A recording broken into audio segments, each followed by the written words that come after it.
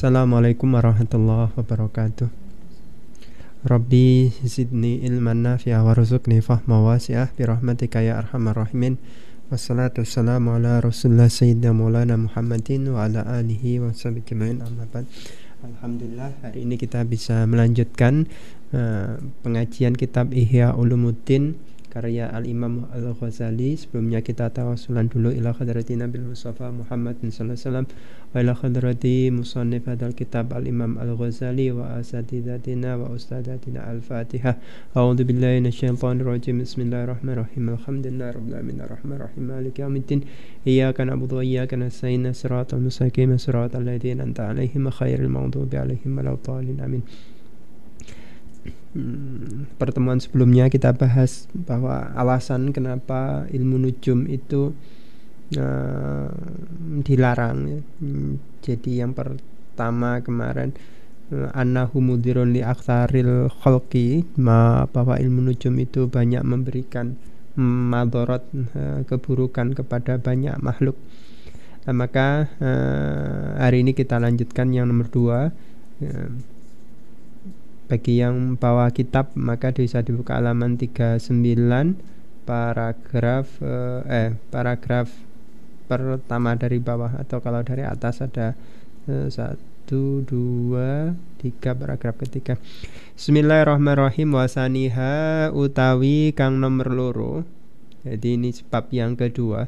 Anna ahkaman nujumi, sesungguhnya hukum ilmu nujum, jadi ketentuan yang ada dalam ilmu nujum, ikut tahminun perkiraan, terkaan, mahdun tok saja. Jadi ilmu nujum itu hanya terkaan saja, perkiraan saja, kira-kira saja, tidak ada dasarnya yang kuat.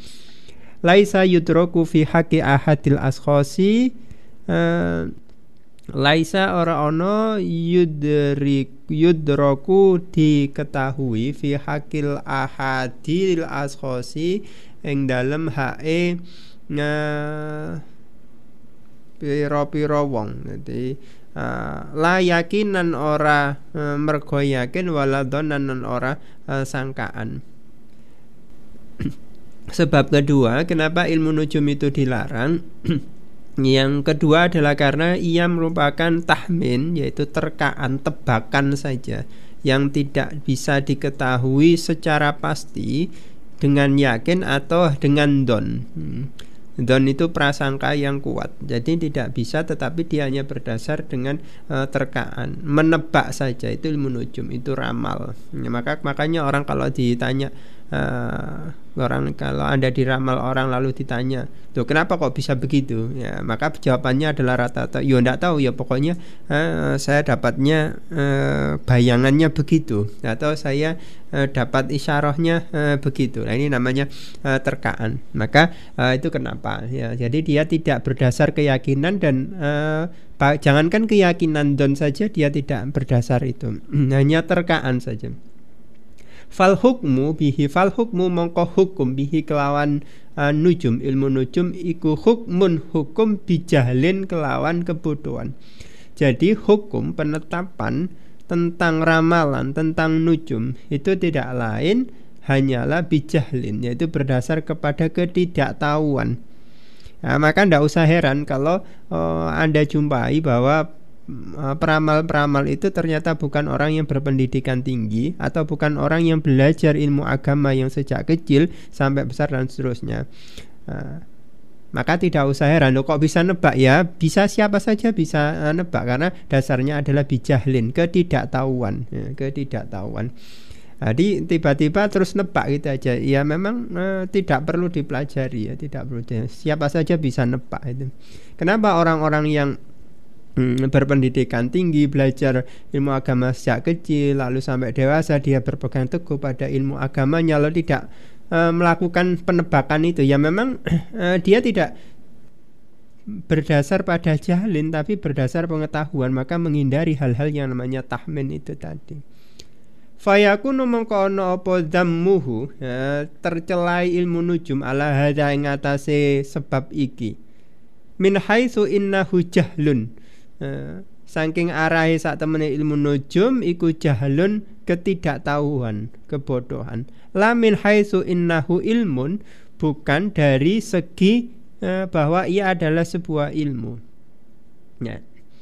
Jadi sebab tercelanya ilmu nujum dalam hal ini karena dia adalah jahlun, berasal dari ketidaktahuan, kebodohan, bukan berdasar dari sebuah ilmu. Ya. Itu kenapa loh ini ngeramal kenapa tidak boleh, tapi orang dokter lalu dia menerka begini menebak gini, kenapa kok dia boleh ya? Ya karena kedokteran berdasarkan ilmu, sementara ramalan itu berdasarkan jahlun, kebodohan dan seterusnya. Nah, kalau kepada dasar yang mengherankan itu kan ternyata sesuatu yang berdasar kepada jahlun, innahu jahlun, tetapi dipercaya oleh orang-orang yang memiliki keilmuan. Nah ini yang repot. Artinya ilmu, orang yang berilmu berpedoman kepada orang yang berpedoman kepada jahlun, ketidaktahuan. Nanti kalau dibilang kebodohan nanti marah ya. Tapi memang makna bodoh, kenapa disebut bodoh ya karena tidak tahu. Di jahlun sama ketidaktahuan itu sama. Falakot kana mongko teman-teman ono apa dzalika mengkono. Jadi ilmu nujum ya. Ilmu nujum itu ilmu nebak ya. Iku mukjizat li Idris alaihissalam, kedue Nabi Idris alaihissalam. Fima ing dalem barang yuh kakang den critakake waqad indarosa lan teman-teman dipelajari. Wa in maha ya. Wa in maha lan dihapus apa dalika mengkono apa dalikal ilmu mengkono ilmu wa in mahaqa untuk mongko ilang. Jadi ya, ilmu nujum ini ilmu nebak ya, nujum menebak mimpi dan seterusnya. Ini termasuk di antara yang dikaruniakan kepada Nabi Idris alaihissalam sebagaimana yang telah diceritakan. Ya dulu memang pernah dipelajari, tapi Mbak Lon sudah hilang ya, sudah hilang. Wa ma yattafiku wa ma lan barang yattafiku kang sesuai min isobatil munjimi saking kebenarane munjim wong kang ahli nujum ala nudurin ing atase hal-hal kang jarang ndak biasa terjadi, fahuwa mongko utawi tur iku ittifaqun sesuai li annahu krono sak temene qad yutlau kadang-kadang nampak ala ba'dil asbabi ing atase beberapa sebab. Walayah sulu lan ora mendapatkan opo al musab babu sebab akibaha ing akibate asbab. Ya, jadi kadangkala memang ilmu orang yang menebak itu memang kadangkala sesuai dengan beberapa sebab yang nampak, nanti akan dicontohkan.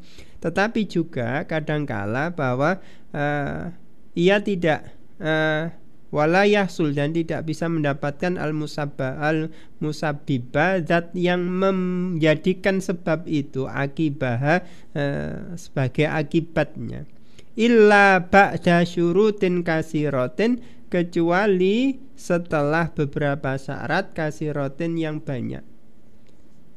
Laisa ora ono fi kudratil basyari ing dalem kemampuane menungso opo al itlau nyingkap ala haqaiqiha ing atase kenyataane asbab.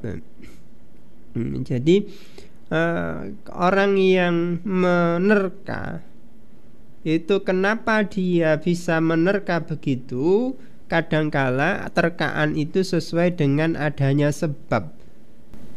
Jadi misalnya ada ini tadi misalnya saya berangkat sini mendung, lalu terus nerka paternya nanti kayaknya hujan. Nah itu tandanya mendung sebabnya.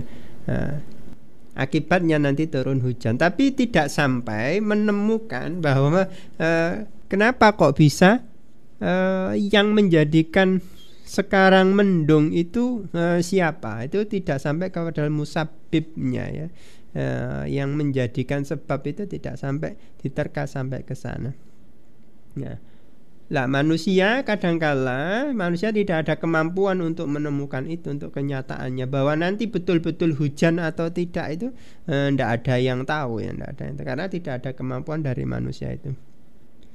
Fa in ittafaqo mongko lamun sesuai tebakan tadi sesuai anna an qaddara yen to nakdirake sapa Allah taala bagiyatal asbabi ing ing sisane pira-pira sebab waqaat terjadi apa al isobatu bener. Maksudnya kok tebakan tadi itu sesuai dengan yang ditakdirkan Allah. Bagaimana? Fa illam yaktur akhto'a, mongko lamun ora ditakdirake sapa Allah, akhto'a mongko salah. Jadi kalau tebakan itu sesuai, kok misalnya ini tadi mendung lalu banyak orang bilang oh nanti hujan, terus betul nanti misalnya hujan itu ya maka itu ditakdirkan Allah. Kalau tidak hujan ya berarti akhto'a, salah ya. Nah, ini tebakannya salah. Artinya apa? Bahwa kenyataannya bahwa nanti itu betul hujan atau tidak, saat ini itu tidak, manusia tidak ada kemampuan untuk mengetahui itu tentang kenyataan itu, kenyataan. Karena kemungkinannya dua, betul terjadi, yang kedua adalah tidak terjadi. Nah, kenapa orang bisa menebak bahwa nanti ada hujan, akan hujan ya karena saat ini ada ba'dul asbab, beberapa sebab yang biasanya melatar belakangi adanya hujan, yaitu mendung tadi itu. Wa yakunu lan ono apa dalika mengkono-mengkono tadi apa in ittafaqa an qaddarallah dan seterusnya tadi, katahminil insani kaya nebake menungso fi annasamaa ing dalem sak temene langit iku tumtiru bakal mudhun nurunake udan al yauma ing dina iki, ing dalem dina iki. Mahma ra'a apa ini selagine ningali sapa wong al insan al ghaima ing mendung yajtamiu kang kumpul wayan yan baisulan muncul minal jibali saking pira-pira gunung fayataharraku mongko bergerak apa dhannuhu sangkaane al insan bidzalika kelawan mengkono-mengkono bidzalika kelawan mengkono-mengkono don sangkaan. Warubbama yahmi lan ana kalane apa ini nutupi annahara ing siang bisamsi kelawan matahari wayadhabu lan pergi apa al-ghaimu mendung. Warubbama yakunu lan ana kalane bi khilafihi sakwalike wa mujarradil ghaimi lan ilange mendung atau semata-mata mendung laisa kafian ora cukup fi maji'il matori ing dalem nekaake udan wa baqiyatil asbabi lan sisae pira-pira sebab iku latadri ora diketahui. Jadi begini ya, orang diumpamakan di sini adalah seperti seseorang sedang menebak tentang bahwa langit akan menurunkan hujan hari ini berdasarkan bahwa sekarang ada mendung yang sedang berkumpul di atas. Nah, mendung itu sebelumnya tidak ada, tetapi mendung itu berasal dari balik bukit, dari beberapa gunung muncul. Misalnya di Jombang sini yang paling dekat gunungnya Wonosalam. Terus marun itu Wonosalam kono ketok wireng di situ kan. Terus marun kok tambah ngulon sampai jebus tubuh ireng ketok ireng. Nah, lalu muncullah perasaan banyak orang bahwa mendung itu nanti bahwa dia akan menurunkan hujan. Tapi tidak selalu begitu, karena kemungkinannya banyak. Satu, tadi akan turun hujan tadi. Dua, bahwa mendung itu hanya menutupi sinar matahari saja, lalu mendung itu pergi lagi, lewat saja. Jadi tidak sampai hujan. Kemungkinan satu, kemungkinan dua tadi. Kemungkinan tiga itu adalah wa mujarradul ghaimi laisa kafian fi majil matar. Itu mendungnya tidak cukup kandungan airnya untuk menurunkan hujan. Akhirnya mendung itu nyebar lagi, tidak jadi kumpul, hilang.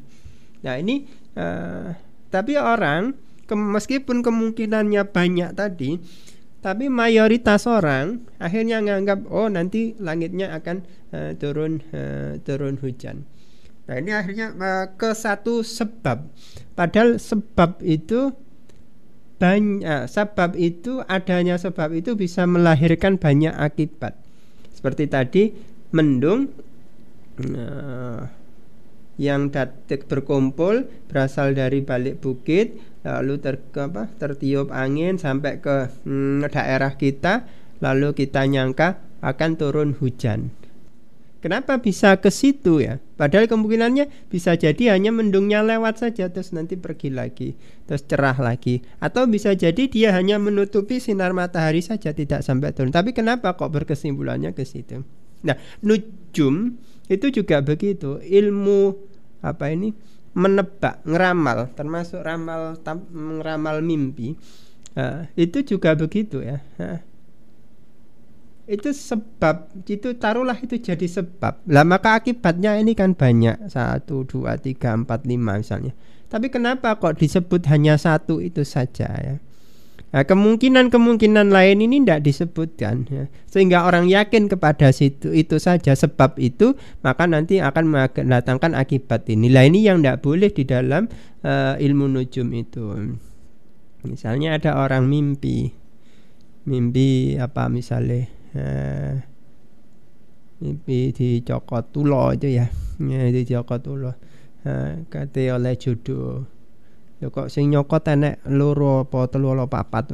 Terus mari ngono sesuk metu teko omah budal kerja guaya ngono lah. Kenapa kok kaya ya soalnya iki kaya kate oleh jodoh papat. Nah, itu kan tebakan saja yang tidak bisa dijadikan dasar ya, pedoman.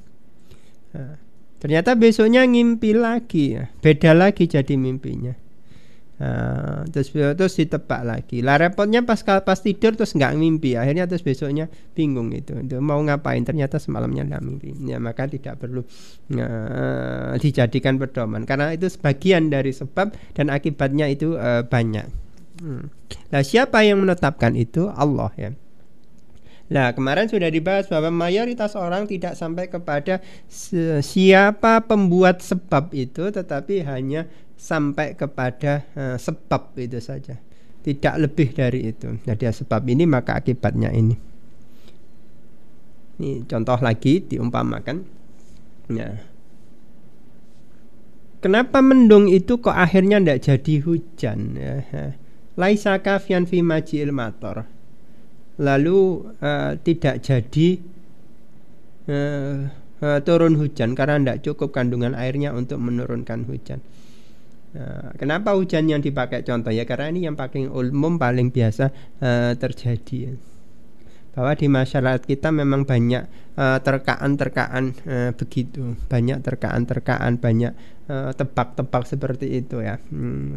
Di lingkungan kita itu sering terjadi begitulah. Kita ya harus pelan-pelan harus melakukan Ya minimal kalaupun belum bisa memberitahu secara pasti, ya paling ya tidak perlu ikut-ikut itu saja. Ya, sehingga kita tidak masuk dalam kategori orang yang berpedoman kepada bil jahli, ya, tetapi berpedoman pada bil ilmi, ya, bil ilminya. Lah, kemudian badan meteorologi geofisika misalnya, kenapa kok mereka boleh? Ya karena dia berdasarkan ilmu, ya, pengetahuan. Pengetahuan itu apa? Pengetahuan itu ya kalau sudah jadi sebuah teori yang itu menurut sudah melalui uji coba, eksperimen, observasi dan seterusnya, hanya menjadi sebuah teori pengetahuan. Itu tidak apa-apa. Wa kadzalika lan koyok mengkono tadi itu apa tentang mendung, terus akhirnya banyak orang menyebut bahwa akan turun hujan. Ikut tahminul malahi, tebakane pelaut. Apa itu? Nelayan, ya. Anna safinata sak temene safinah, apa ini kapal, ya, kapal layarnya. Iku